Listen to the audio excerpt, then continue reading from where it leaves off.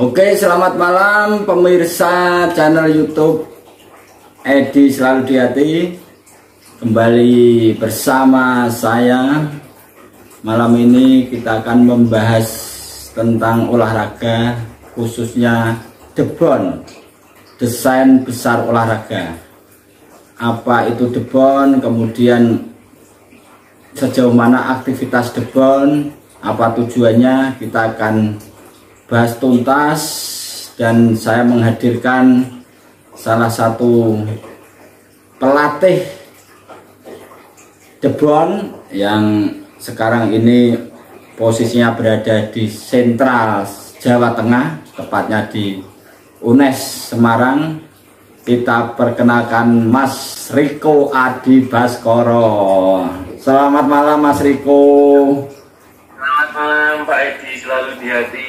Iya, Mas Riko, ini masyarakat ternyata masih belum banyak yang tahu berkaitan dengan program debon. Mungkin bisa dijelaskan secara singkat ya, debon itu apa Mas Riko, debon? Jadi gini Pak Edi, debon itu istilahnya mungkin kalau secara awam yang mungkin mudah dimengerti itu semacam seperti diklat, atau kalau masyarakat taunya mungkin yang sekarang sudah berjalan itu PPLP, seperti itu. Pusat pelatihan lah ya, seperti pusat pelatihan olahraga ya.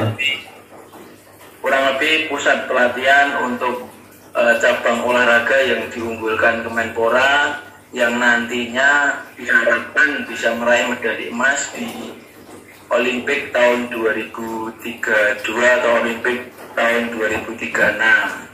Tadinya kan Indonesia mau jadi mengusulkan pengen jadi tuan rumah Olympic Games di tahun 2032, tapi karena mungkin kalah start atau bagaimana yang ada di Olimpiade itu, akhirnya 2032 itu diambil sama Australia atau di Brisbane. Oke. Jadi Olimpiknya yang 2032 yang tadinya Indonesia berharap di tahun itu, sekarang sudah dipastikan di Brisbane. Jadi Indonesia berharap bisa di tahun 2036 menjadi tuan rumah Olympic Games. Jadi atlet yang ini dibina sekarang ini di debon diharapkan nanti di 2032 atau 36 itu bisa meraih medali emas di Olympic Games tersebut. Jadi seperti itu Pak. Berarti persiapan jangka panjang ya dari. Berarti ini debon ini programnya dari Kemenpora ya, Mas Riko ya? Ya, betul Pak Edin. Jadi kalau PPLP itu Kemenpora yang bekerja sama dengan Dispora. Kalau ini Kemenpora yang bekerja sama dengan universitas yang ada fakultas olahraganya. Karena mungkin asumsinya Menpora ketika akademisi olahraga itu akan lebih maksimal ketika membina atlet untuk menjadi juara, seperti itu. Oke, universitas yang ada fakultas olahraga. Berarti ada berapa nih universitas yang bekerja sama dengan Kemenpora berkaitan dengan debon ini, Mas Riko? Sementara untuk yang pertama kali kemarin itu ada 4 ID. Ya. Jadi yang pertama ada di UMJ, Universitas Negeri Jakarta, kemudian ada di UPI, ya, UPI Bandung, kemudian ada di UNES, Universitas Negeri Semarang, sama UNESA, Universitas Negeri Surabaya. Kemudian ada rekrutmen lagi di UNP, Universitas Negeri Padang, tapi masih belum tahu ini sudah dimulai atau belum, karena UNP sendiri, kalau yang lain kan September itu sudah mulai masuk, tapi yang UNP itu di bulan-bulan Oktober baru mulai ada rekrutmen. Jadi untuk saat ini mungkin baru awal tahun ini baru dimulai di Universitas Negeri Padang. Oke, berarti ini sudah berjalan di 4 universitas. Kemudian cabang olahraga unggulan ya, tentunya debon ini mengambil cabang olahraga unggulan yang diharapkan tadi disampaikan diharapkan dapat meraih medali pada Olimpiade. Nah ini cabang olahraga apa ini yang sekarang ini di istilahnya tadi disentralkan atau dilakukan pelatihan khusus? Oh ya, berarti kalau saya sendiri kan posisinya ada di UNES Pak Edi, jadi di Universitas Negeri Semarang. Untuk saat ini ada 4 cabang olahraga, yaitu yang pertama saya sendiri sebagai pelatih di Manahan, kemudian ada angkat besi, kemudian yang ketiga ada panjat tebing, kemudian yang keempat ada atletik. Dan untuk saat ini yang di UNES sendiri ada 19 atlet. 19 atlet dari 4 cabang olahraga tadi yang disebutkan ya. Ya, betul Pak Edi. Jadi 4 itu ya yang di Jawa Tengah. Mungkin yang di lain bisa apa enggak Mas Riko, yang cabang olahraga yang lain mungkin bisa diinformasikan juga.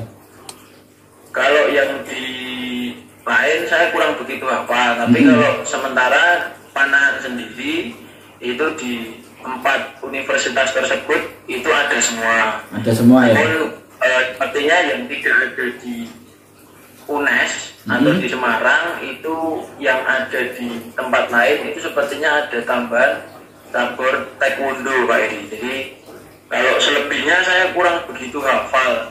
Kalau saya ada taekwondo juga ya. Sementara saat ini yang saya tahu yang sudah aktif baru 5. Tapi memang sasarannya kalau tidak salah yang disampaikan Pak Menteri Zainuddin Amali kemarin itu ada 14 cabang olahraga yang diunggulkan untuk diharapkan bisa meraih medali di Olympic Games tersebut yang itu di tahun 2000. Ya, dari 4 atau 5 tadi yang tambahan taekwondo itu berarti bisa saya simpulkan bahwa semua cabang olahraga yang saat ini menjadi program DEBON itu cabang olahraga individu semua ya ini ya. Betul. Rata-rata ini cabang olahraga individu yang yang masuk ke DEBON Pak Edi, karena mungkin ya asumsinya ketika cabang olahraga perorangan itu kan tidak terlalu mahal biayanya dan prestasinya sama mungkin Pak Edi. 11 orang mungkin kalau di sepak bola 11 orang itu dengan 1 orang di cabur yang lain itu sama-sama 1 emas itu kalkulasinya kan sama mungkin. Tapi atau mungkin ya karena postur juga kan kalau di internasional sangat mempengaruhi Pak Edi. Jadi memang yang dimasukkan di sini ini kan saat ini hampir semuanya itu SMP. Memang semuanya SMP, hampir semuanya kelas 1.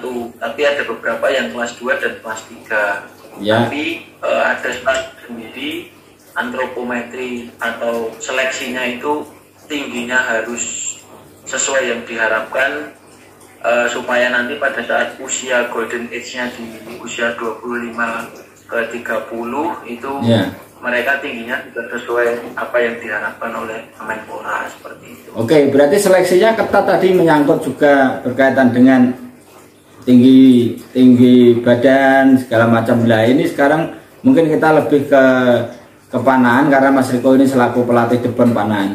Itu mulai kapan Mas Riko masuk jadi pelatih DEBON itu? Untuk yang DEBON periode pertama ini atau yang pilot projectnya kemarin tanggal 5 September itu sudah mulai masuk ke asrama.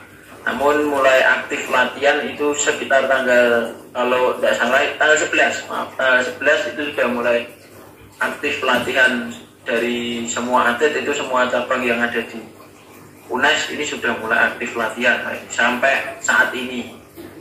Memang untuk anak ini liburnya tidak seminggu sekali atau sebulan sekali, jadi tidak tentu. Untuk saat ini mereka baru bisa pulang dari September sampai Desember itu dalam 4 bulan baru bisa pulang, diberikan kesempatan 1 kali 4 hari kalau tidak salah. Kemarin 4 hari pulang. Karena tahun baru.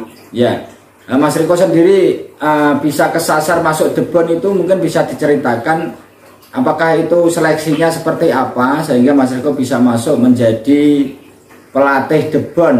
Dan tentunya saya meyakini kalau urusan dengan pemerintah pusat dalam hal ini Kemenpora kan tentunya tidak mudah. Mungkin pengalaman masuk seleksi ini, masuk seleksi pelatih ini bisa diceritakan saingannya berapa, kemudian diambil berapa Mas? Baik, kalau yang untuk masalah seleksi itu untuk pelatih sendiri. Jadi karena mungkin kemarin itu seleksinya memang terbuka Pak, jadi semuanya itu bisa tahu sebetulnya, karena mungkin yang mendaftar itu kemarin ada 4 orang, jadi bukan berarti tidak ada peminatnya, tapi karena standarnya itu harus punya sertifikasi atau sertifikat pelatih nasional. Jadi mungkin teman-teman mungkin agak sedikit berpikir dalam hal mungkin kan tidak semua yang di Jawa Tengah itu punya sertifikat pelatih nasional, dan kebetulan saya sendiri juga termasuk anak yang nekat karena saya juga tidak punya sertifikat pelatih nasional, tapi sudah punya yang provinsi. Cuman karena direkomendasikan oleh Pemprov, jadi saya boleh ikut. Nah, kemudian untuk proses seleksinya sendiri itu untuk yang pelatih itu yang nyeleksi langsung dari Kemenpora, jadi timnya Kemenpora itu turun langsung menyeleksi pelatih dan atlet yang mau atau yang akan masuk ke di bawah. Jadi seperti itu. Berarti untuk atlet sendiri juga seleksinya ketat ya. Mungkin bisa diceritakan ya syarat tadi disampaikan kalau syarat administrasinya saja sudah sedemikian ketat sehingga peserta yang mengikuti kan terbatas. Karena takut, karena tidak memiliki sertifikat nasional segala macam. Nah, untuk atlet sendiri, apakah juga untuk seleksi administrasi ya mungkin dari tinggi badan, kualifikasi apa itu juga seketat itu atau seperti apa? Baik ini. Jadi kalau yang atlet itu pada prinsipnya tidak terlalu rumit Pak ini. Jadi pada intinya yang saya tahu itu kemarin karena prosesnya seleksi itu atlet terlebih dahulu, baru setelah pelatih. Jadi mungkin saya kurang begitu paham yang kemarin, tapi yang saya perhatikan itu memang yang paling utama kalau di cabur panahan itu tinggi badan Pak. Jadi tinggi badannya harus memenuhi syarat. Kalau yang cewek itu 158. Kalau untuk ukuran SMP kelas 1 itu menurut saya tinggi itu Pak, 158. Kemudian yang cowok minimal 160. Jadi kemarin itu yang mendaftar ada sekitar 15 orang. Tapi yang keterima itu hanya 4 orang karena memang kebanyakan hampir beberapa 3 sampai 4 orang itu gugur karena memang tinggi badannya hanya kurang 1 cm Pak. Jadi memang betul-betul ketat untuk yang masalah antropometri ini Pak. Berarti Mas Riko ini hanya melatih 4 orang ini ya, karena atletnya yang diterima hanya 4 ya? Ya, kalau di panahan ini saya melatih 4 orang, 1 putra dan 3 putri. Namun kalau di debon ini karena sasarannya Olimpik, jadi mereka diarahkan menuju ke recurve semua Pak. Berarti arahkan ke recurve.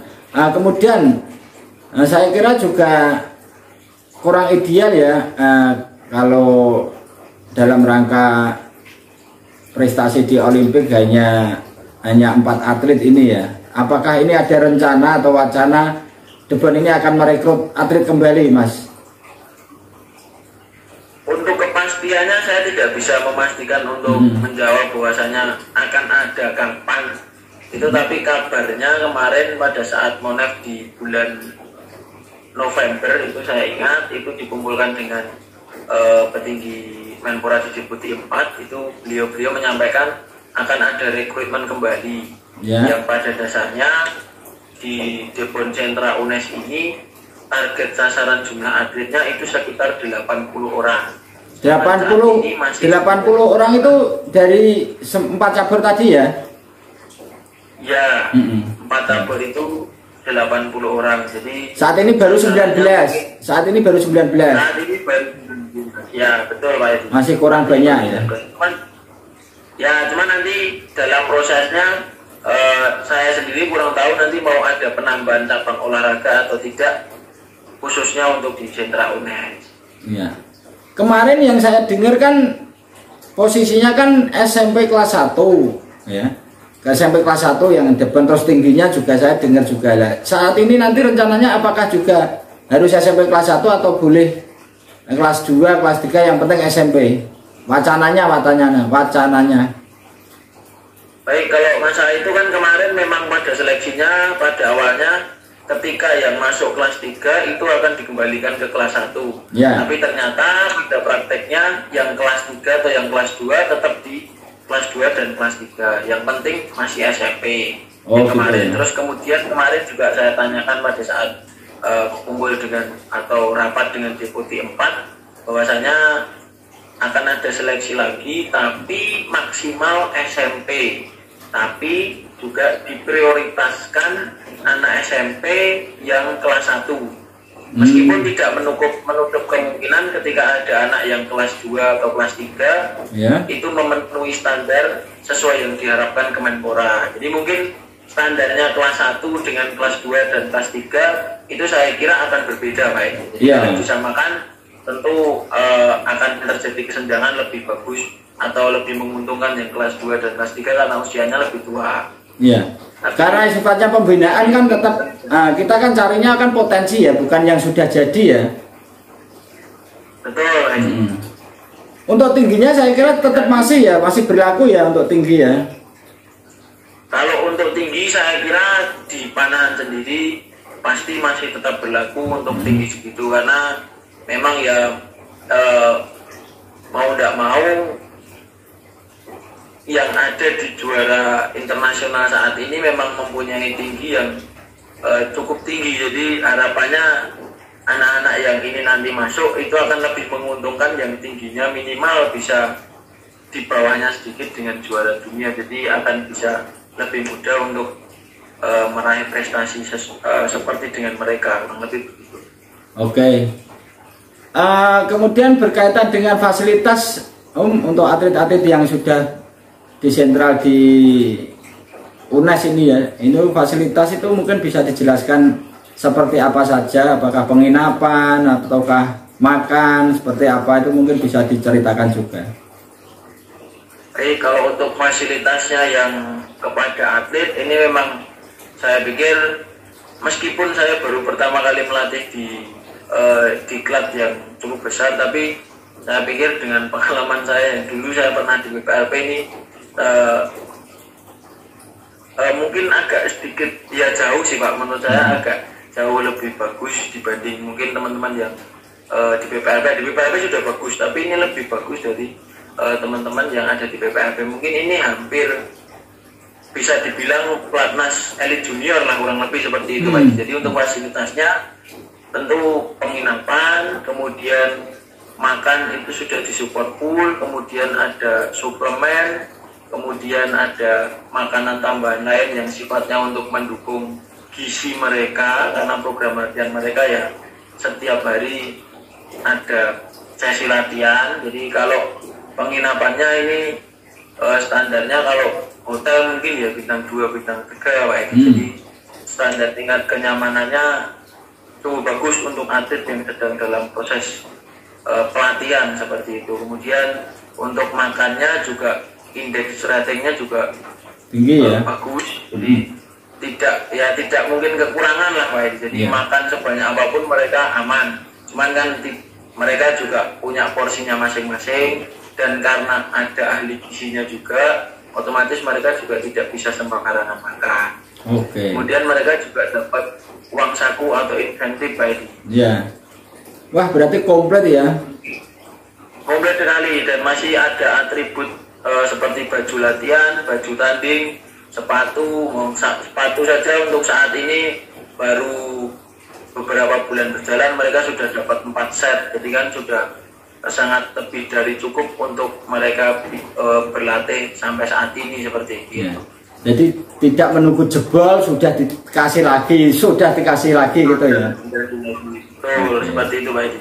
Dan memang bedanya dengan diklat yang lain Pak Edi, ini mungkin hampir seperti pelatnas. Jadi tidak cuma ada pelatih teknik dan pelatih fisik saja Pak Edi. Jadi selain pelatih teknik dan pelatih fisik, ini ada tenaga pendukungnya juga. Seperti yang pertama ada divisi analisis performa. Jadi performa mereka itu betul-betul diawasi. Kemudian ada tim pendukung untuk biomekanika olahraga. Jadi setiap 1 pekan atau 2 pekan sekali itu mereka akan diambil atau di tag video, kemudian dianalisis oleh tim biomekanika yang nanti akan tentunya bekerja sama dengan pelatih teknik untuk mencari teknik yang paling efisien dan yang paling bagus untuk anak tersebut. Jadi mereka akan bisa memaksimalkan apa yang mereka punya. Kemudian ada lagi juga tim fisiologis, jadi dari panjang lengan mereka betul-betul dipantau setiap 2 minggu sekali, mereka harus ukur, jadi perkembangan mereka betul-betul memang dicatat dan didata. Jadi ini mungkin kalau di sini semuanya mereka itu terdata semua, Pak. Berarti sangat luar biasa ya. Berarti ini sangat beruntung bagi orang tua yang anaknya bisa masuk ke dalam debon ini, karena orang tua juga sudah tidak pusing antar jemput latihan, tetapi sudah diserahkan dan semuanya sudah menjadi tanggung jawab pemerintah, dalam hal ini Kemenpora. Itu ya Mas Riko ya? Betul Pak Edi, betul. Oke Mas Riko, sementara itu dulu. Terima kasih waktunya, dan buat Mas Riko mungkin bisa disampaikan kepada masyarakat Jawa Tengah lah, monggo, biar antusiasme masyarakat ini untuk mencoba masuk ke dalam debon. Orang tua juga ketika mensupport anaknya itu juga tidak salah arah. Ini mungkin Mas Riko bisa menyampaikan sesuatu kepada masyarakat Jawa Tengah dan Indonesia juga khususnya. Monggo. Terima kasih Pak Edi. Jadi untuk semua masyarakat, khususnya mungkin yang paling dekat dengan UNES itu Jawa Tengah, tapi juga sangat tidak menutup kemungkinan untuk masyarakat Indonesia, karena dari semua provinsi itu bisa masuk kemana saja sesuai dengan pendaftaran mereka. Jadi tidak perlu ragu lagi dengan debon. Dari yang saya alami saat ini semuanya sudah dicukupi dan semuanya sudah baik. Kalau nanti ada rekrutmen lagi, jangan ragu lagi untuk melepas anak atau atlet atau putra putri panjenengan semuanya, karena di sini saya yakin anak-anak jenengan atau anak-anak bapak ibu semuanya pasti akan berprestasi lebih baik lagi. Kira-kira seperti itu Pak Edi. Oke, terima kasih waktunya Mas Riko. Salam sukses dan semoga Mas Riko selalu sehat, lancar, dan dapat melatih anak-anak didik menggapai mimpi-mimpinya menuju prestasi, menuju emas Olimpiade. Itu Mas Riko, terima kasih. Ya Pak Edi, terima kasih. Demikian pemirsa, terima kasih. Jangan lupa like dan tulis di kolom komentar. Dadah.